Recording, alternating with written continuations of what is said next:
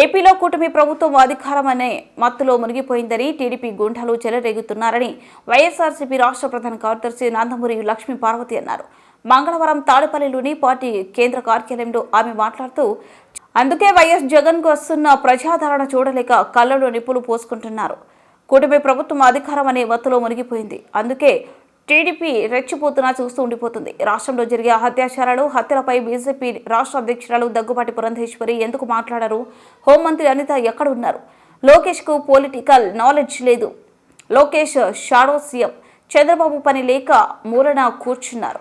సిగ్గుమాలిన తండ్రి కొడుకులతో ఏపీలో పనికి మాలిన పాలన నడుస్తుంది. ఆయన గురించి మాట్లాడుకోవడం వేస్ట్. వైఎస్ జగన్ పాలనలో దిశ యాప్ మహిళలకు రక్షణ ఉండేది. మహిళలకు రక్షణతో పాటు ఆర్థికంగా బలోపేతం కూడా అయ్యారు అని లక్ష్మీ పార్వతి అన్నారు.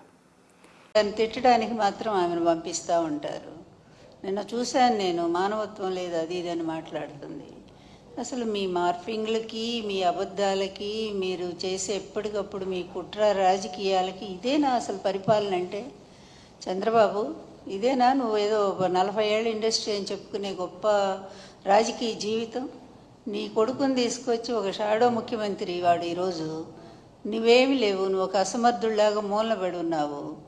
అదేవిధంగా ఇక నీ కొడుకు ఇష్టం వచ్చినట్టు వాడికేమీ తెలియదు, ఓనమాలు కూడా రావు రాజకీయాల్లో. అందువల్ల తనకు తెలిసింది ఏంటంటే, నేను భయపెట్టేస్తే అది కూడా భయం ఈయన పెట్టడం కాదు, ఆ పోలీసులు అధికారం అండగా చూసుకొని పోలీసులు చేతిలో పెట్టుకొని ఇష్టం వచ్చినట్టుగా ప్రతిపక్ష నేతలు ఎవరు మాట్లాడి మీ పరిపాలన బాగాలేదంటే తీసుకుపోవటం. అదేవిధంగా ముఖ్యంగా ఈ రాష్ట్రంలో ఈ 1 ఇయర్లో ఆడపిల్లల మీద జరుగుతున్నటువంటి అత్యాచారాలు ఇంతవరకు స్వాతంత్రం వచ్చాక రాజకీయ చరిత్రలో, అంతకుముందు ఎక్కడో నిజాం టైంలో రజాకారుల ఉద్యమాల్లో మహిళల మీద అత్యాచారాలు దారుణంగా జరిగాయి అనేది మనం విన్నాము. బ్రిటిష్ హయాంలో అలాగే జరిగినాయి. ఎందుకంటే పోరాట వీరులను వాళ్ళు ఆ విధంగానే ఆడవాళ్ళని చెరిచేవాళ్ళు. కానీ ఈరోజు ఇది ఒక ప్రజాస్వామ్య దేశం, ప్రజాస్వామ్య పరిపాలన అనుకొని మీరు అనుకుంటున్నారు, మేమైతే అనుకోవట్లేదు. ఈవీఎంల సాయంతో వచ్చినటువంటి దరిద్ర పరిపాలన మీది ప్రభుత్వం ఇది. ఈ ప్రభుత్వంలో మీరు చేస్తుంది ఏంటంటే ఇదిగో ఇట్లాంటి అనాచారాలు. మీ పార్టీ వాళ్ళు ఏదో పని చేసినా సరే వాళ్ళకి ఏ విధమైన శిక్షలు లేవు. వాళ్ళు మహిళల్ని భయంకరంగా మరి మీ సోషల్ మీడియాలో ఇష్టం వచ్చినట్టు వాళ్ళ వ్యక్తిత్వ హననాన్ని చేస్తుంటే దానికి ఏ విధమైన శిక్షలు లేవు. కానీ సాక్షి మీడియాలో ఒక అనలిస్టు ఒక విషయాన్ని చెప్తూ దాన్ని మాట్లాడితే దాన్ని తీసుకెళ్ళి కొమ్మినేని గారికి అంటగట్టి అప్పటికప్పుడు ఆయన మీద కేసు పెట్టి తీసుకెళ్ళి, ఇదా మీ పరిపాలన? ఇది సుపరిపాలన అంటారా? మీరు నిజంగా నిజాయితీగా ఒప్పుకోండి, ఒక్క పాయింట్ అన్న నిజాయితీగా ఒప్పుకోండి అయ్యా మీ తండ్రి కొడుకులు.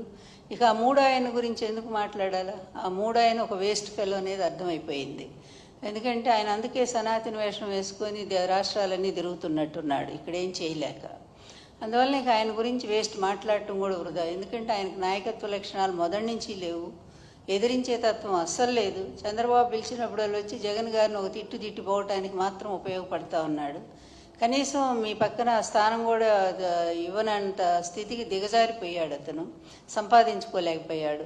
అందువల్ల అతని గురించి ఎక్కువ మాట్లాడకూడదు. కానీ మీ ఇద్దరు కలిసి ఈరోజు రాష్ట్రాన్ని ఏ విధంగా చేస్తున్నారు?